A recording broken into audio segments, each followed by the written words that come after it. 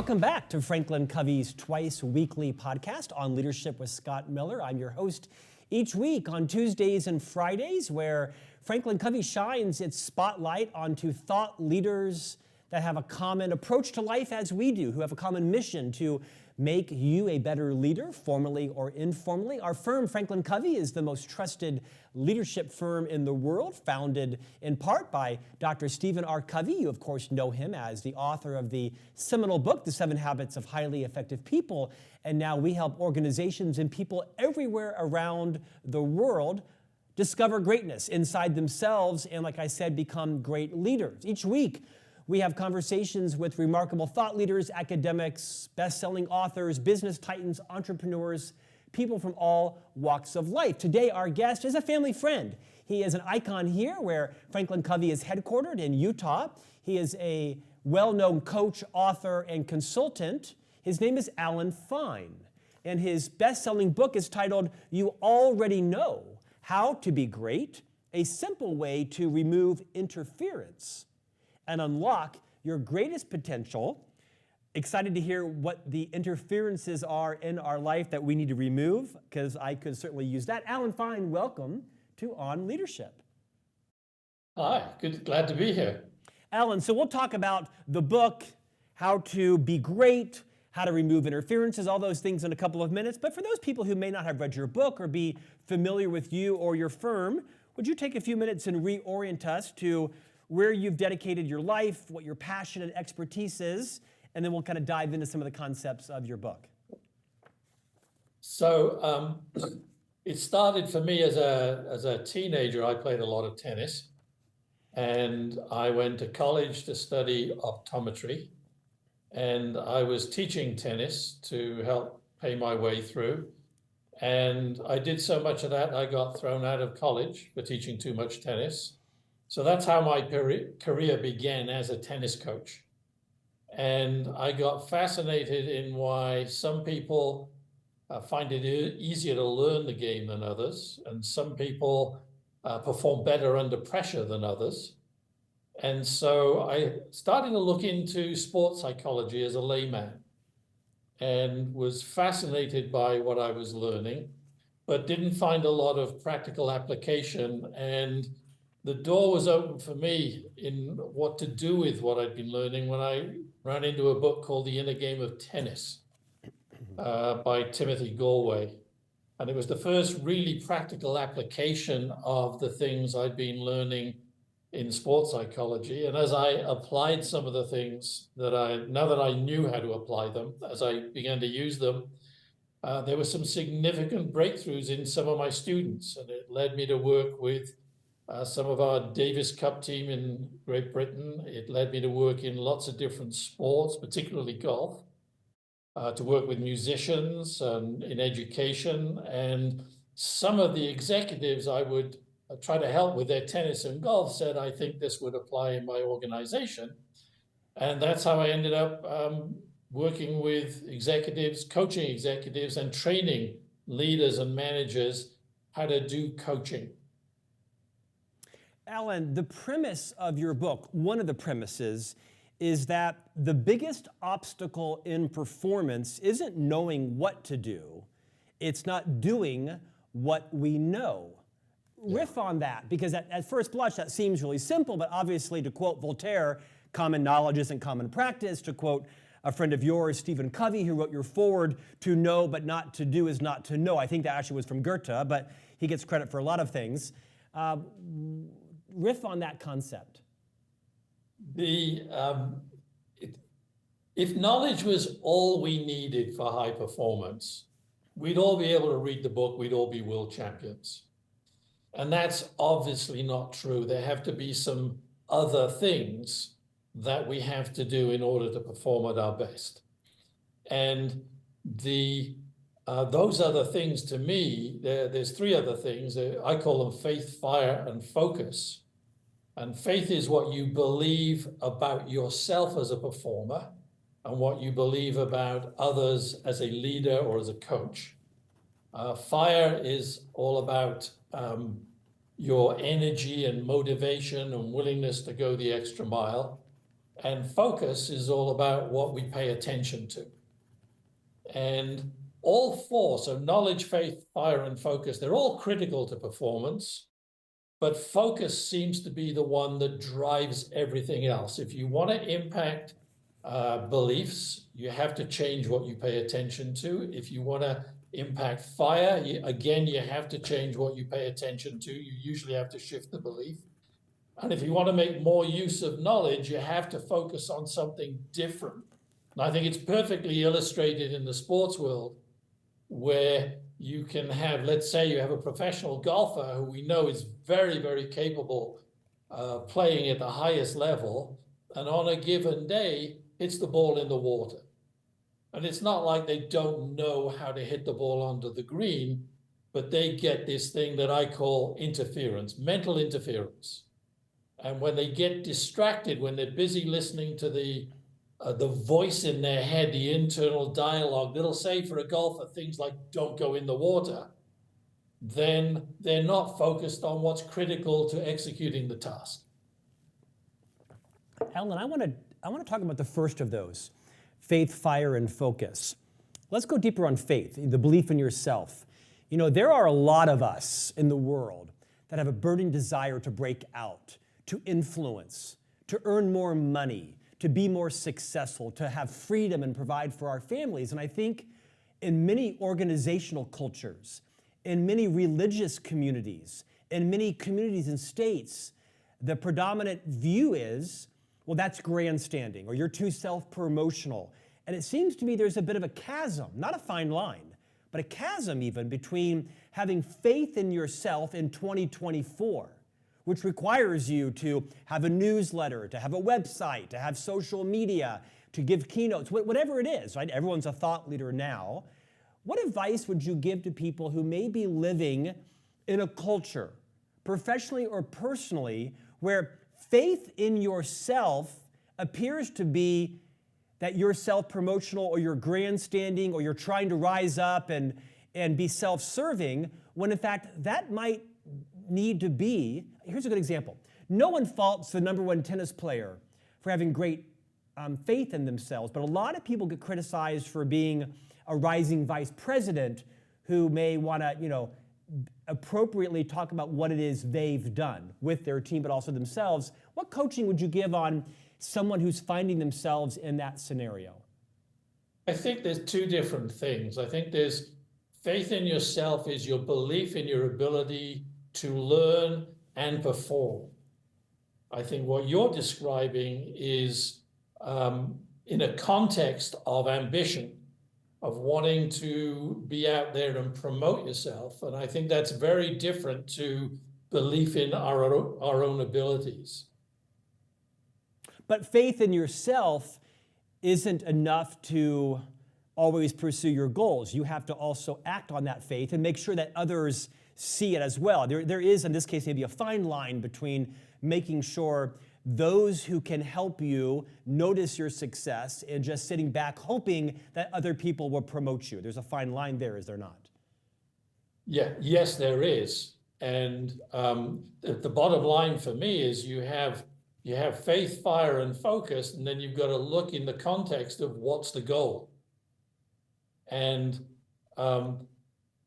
what you're describing as conditions for reaching a goal, I don't disagree with, but they're different to whether you have faith in yourself or not. And in fact, some folks who are very self-promotional are doing it to cover up a lack of faith in themselves. Yeah, well said. And I think others want to have faith in themselves, but are either working or living or part of a culture that maybe even brings shame on them. So I'll move off that, but I appreciate your differentiation there. You actually open your book with a great story about a young female tennis player. I think she was 10, and you had a frustrating breakthrough both with her and with yourself. Will you share that story and then maybe tease out what are the lessons that other people can learn from a 10-year-old having a breakthrough in tennis? Yeah, this was an experience that turned my life upside down, changed the path of my life, actually. So I'd been asked to give lessons to this, it was a 9-year-old girl, And Mum asked me to give her individual lessons. And I said, why? Because back then I believed it was better for young kids to come in group lessons for two reasons. One is I thought it was better for them developmentally, and I knew it was better for me for my bank balance. So when I asked Mum why, she said because she's painfully shy, and I could see that, and she's really uncoordinated. And I was then getting used to parents exaggerating about their own children. You know, the parents will say they need your special attention either because they're so terrible or because they think they're a future Wimbledon champion. But either way, you've got to give them special attention. So I tested this little girl. I could see she was shy, but I tested to see how bad it was, how bad her abilities were. And it was interesting because she could swing the racket through every point in space other than the one where the ball was. And if she'd been an adult, I would probably have suggested taking up swimming. But I said to Mom, I'll do what I can. And I kept the instructions really simple. So I showed her how to hold the racket, where to place her feet. I said, turn sideways to hit the ball and let it drop before you hit it because it's traveling more slowly. And we'd had 6 lessons where those were the only instructions. And I used to throw the ball quite literally onto her racket to make it easier. And the most she could do in a row was 5 shots in a row. So in the 7th lesson, I'd been learning about sports psychology, and I decided to do something a little different. And I said to her, just for today, forget about everything I've told you. All I want you to do is say, bounce when the ball meets the floor and hit when the ball meets your racket. So you're going to say bounce and hit. I don't care how you hold the racket, where you place your feet, just say the bounce and hit the moment they happen. And in the very first volley, this little 9-year-old girl hits the ball back to me 53 times in a row. So she now has a grin that goes from ear to ear. And her mom, who used to sit at the side of the court, has literally fallen off her seat in amazement. But I'm standing there and I'm somewhere between angry and frustrated because I'm witnessing the biggest breakthrough I'd ever seen on a tennis court. And back then I had no kind of model to understand what was happening, and I had no system to replicate it. And you can imagine I wanted to be able to do this for all my students. And what I was doing was helping her focus on something more useful than the conversation that was going on in her mind, which was something like, don't screw this up. I wonder what my mom's thinking. Last time I missed the ball, all my friends laughed at me. I hope I'm doing it right for the coach. I must really try to remember the things he's told me. And with all that going on in her mind, she had no idea where the ball was. She wasn't watching the ball, which is pretty fundamental in tennis. So by asking her to say bounce and hit and giving her permission to not worry about doing it correctly, she first of all knew where the ball was, and secondly, started to do it correctly. And this whole kind of principle of bounce and hit has been really powerful in my work since then, because it seems like every task that we do has a bounce hit, has a critical variable for us to pay attention to, that when we pay attention to it causes a lot of the other right things to happen. So it's very, very demonstrable in sport. It's less obvious in the work we do in organizations, but those bounce hits, those critical variables are still there. Allan, you talk a lot about how to identify and remove interference in our lives. Perhaps there's interference between bounce and hit. Get really practical. You coach a lot of well-known athletes, CEOs, entrepreneurs, people that are focused, whose livelihood is dependent upon high performance. What are the common interferences that you see? And by naming them, those that are listening or watching to our podcast might be able to think, gosh, that's exactly what my challenge is, or use that as a metaphor to better identify their own interferences. And I'm really asking that because I want to know what are my interferences so that I can eliminate them as well. So fear of failure is a really common one. Can you stop there, Allan? Stop there for a moment. We hear this so often about fear of failure. I mean, I hear it weekly on podcast interviews, and it's kind of an emotion that I can't identify with. I interviewed Rachel Hollis once, and she said, most people don't fear failing. What they fear is having other people see them fail. But can you explain a little bit what drives the fear of failure in so many of us? I think the fear of being judged by others feeds that fear of failure. I met a psychologist years ago who said there's only three basic fears for us human beings. There's fear of not being in control, not being secure, and then the fear of not being approved of, fear of being judged by others. And for me, that probably is the most powerful one. Security and control for most people in organizations, although it was different during COVID, but for most people, those are taken care of. But the fear of not being approved of has us all in front of the mirror each morning, combing our hair, choosing what colors, what kind of shirt we're going to wear. So we want our own approval and we want other people's approval. And fear of failure, we're not going to get our approval, and there's going to be other people who won't give us their approval. And I think that's why psychological safety has become such a much talked about thing, is because when you make it safe for people to fail, when you help them, they're going to make it safe for themselves as well. But that's when you see extraordinary things happen. That's when people learn the fastest. It's when they perform at their best. Okay, let's expand on that. One interference is fear of failure. And thank you for sharing the insights from that psychologist or psychiatrist. What are some other interferences that you commonly help uncover in your clients that will help people identify them in themselves, or give them permission to search for them and identify them? I think another one is the passionate belief that we're right.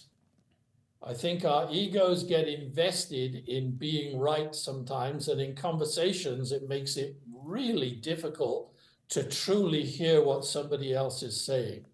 So when we're listening to a voice in our own mind that's saying, I know and you don't, we don't hear, and we don't hear what they're saying to us. And what they experience is what Stephen Covey called a lack of psychological air. And that's really problematic for people. So what it causes in others is they get entrenched in trying to prove that they're right.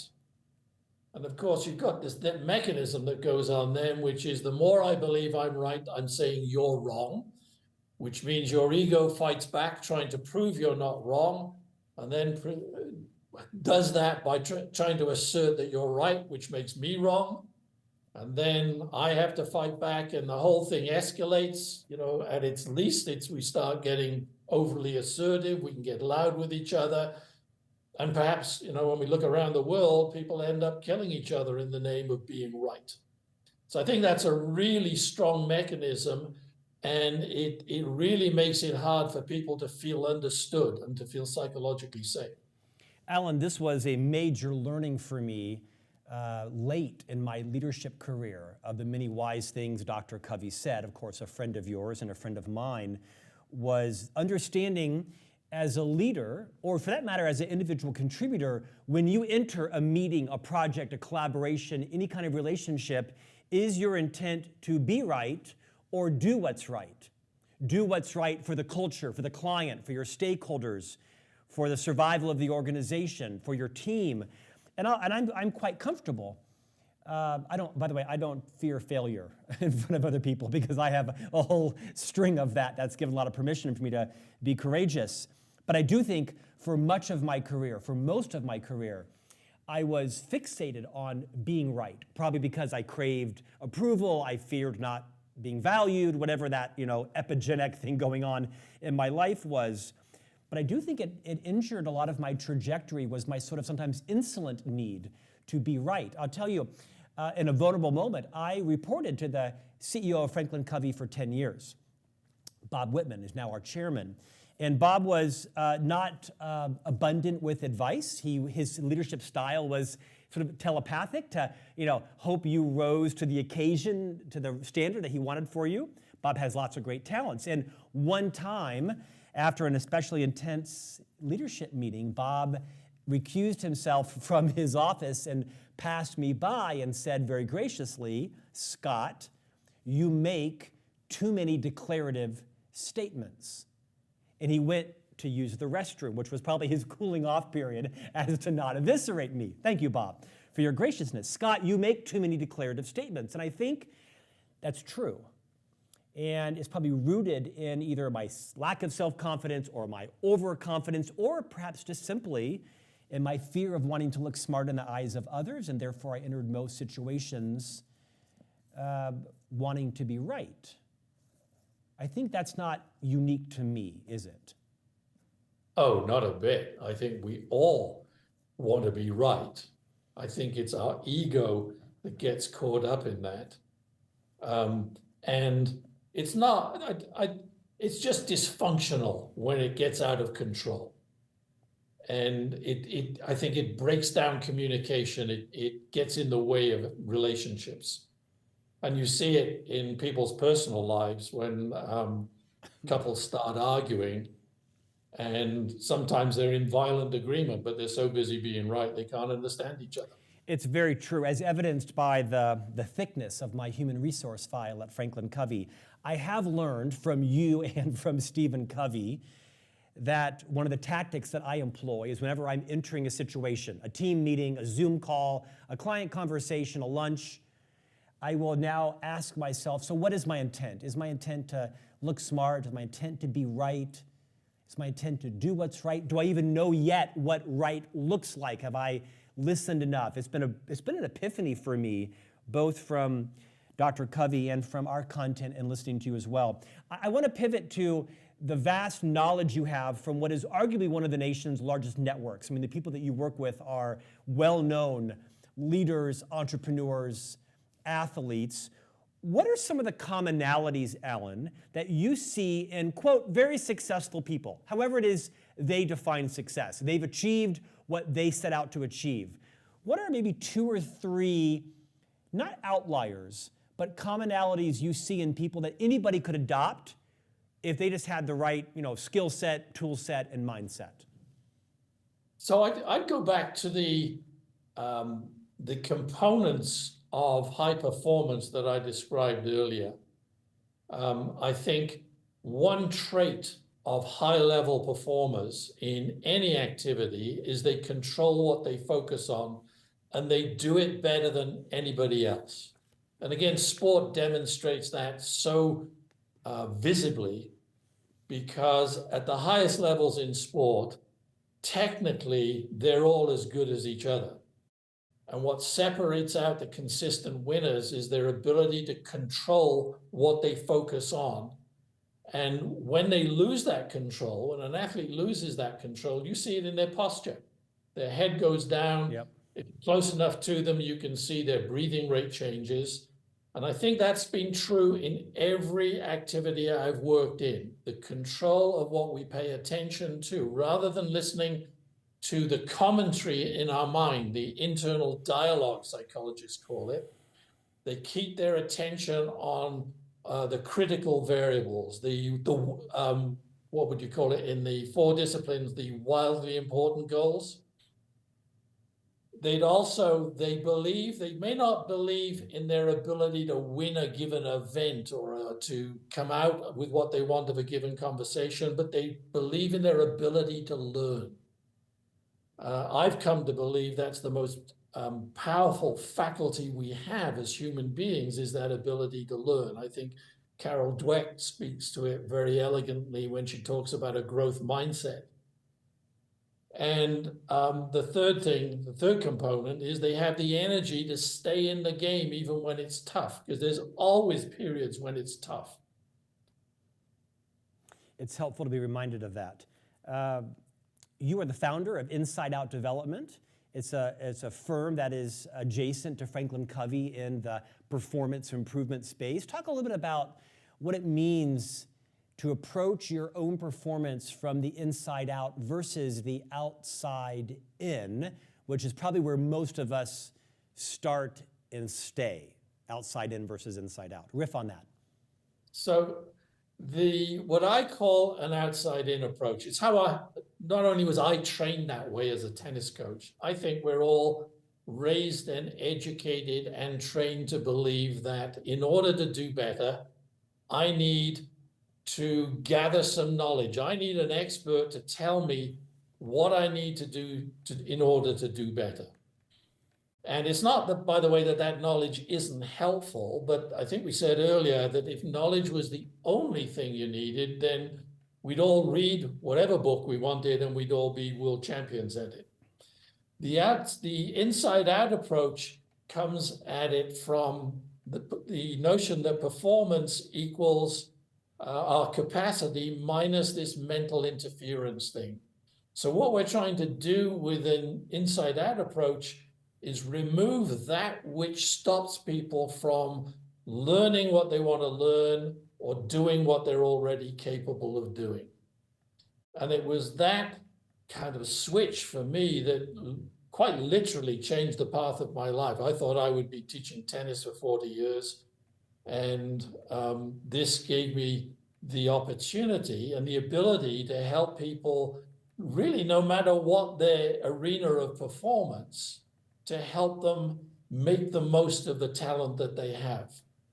Because there isn't a human being that I've met that doesn't get this thing I'm calling mental interference, that doesn't get distracted. Allan, in many ways, you're a social scientist. You're an expert in organizational development, performance improvement, leadership development. You and I share in common. We're both voracious readers. We like to learn. We're both very curious. Is there something that you've been reading lately that either is gaining momentum or there's some movement that you just disagree with? You think that is just flat out wrong. That sounds great, that's interesting, but that's going to die. Is there anything that you've been reading or studying or following or seeing that you want to call a timeout on to say, gosh, I'm just not sure that's the best use of your time and energy? I think we're hugely overhyped about artificial intelligence at the moment. It's been almost disturbing to me to see how, as organizations and people promote what they're doing, everybody is labeling it as harnessing AI. Whereas to me, it looks like they're doing exactly what they were doing a year ago. So I think the overhype, I think it's going to have a powerful impact on us, but I think it's being way overhyped at the moment. And I think it's a distraction from us doing what we need to be doing. Allan, in your collective knowledge of all the books that you've read, the articles you've read, the thousands of keynote speeches, the thousands of clients, individually, organizationally, inside out, has and is working with, is there something that eludes most people? Like if you had to send us off today to say, remember this, don't do that. Is there like one consuming, like what will be on your tombstone? Sorry for the morbidity of that, but like what's the one big idea you want everybody to leave today's conversation with? You are an expert in human performance, and all of us need some level of that, regardless of what our roles are. Send us off with something prophetic from Allan Fine. I think underneath it all, it's about being in the present, in the here and now with what's happening. I think that's what athletes strive for. If you interview people about their peak experiences, they'll talk about things like the ball slowed down, time seemed to slow down.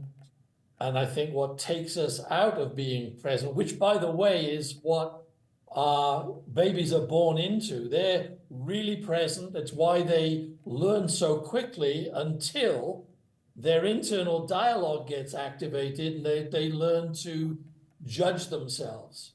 So if there's a fundamental principle, it's about staying in the here and now, because that's where we take action. And when we do that, things happen for us. Allan, what's next for you? Obviously, you're well known on the performance improvement arena and circuit. You've written this book. You already know how to be great. What's next on the horizon for you?